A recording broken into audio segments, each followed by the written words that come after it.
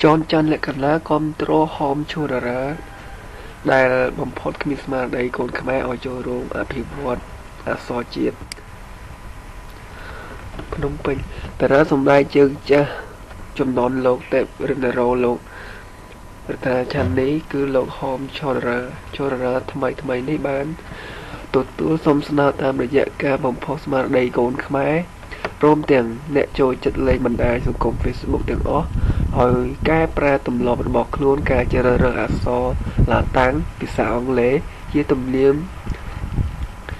សំនៀងខ្មែរងាកមកសរសេរជាអក្សរជាតិខ្មែរខ្លួនឯងវិញទន្ទឹមគ្នានឹងមានការប្រកាសបែបនេះគឺ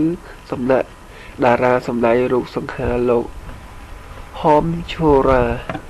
ភ្លាមនោះទៅអ្នកនាងចន្ទច័ន្ទលក្ខណៈដែលជាប្រធានសមាគមមិត្តសិល្បៈស្ម័គ្រចិត្តជួយសង្គមគឺបានលេចមុខគ្រប់គ្រងដោយបានលើកឡើងថាក្នុង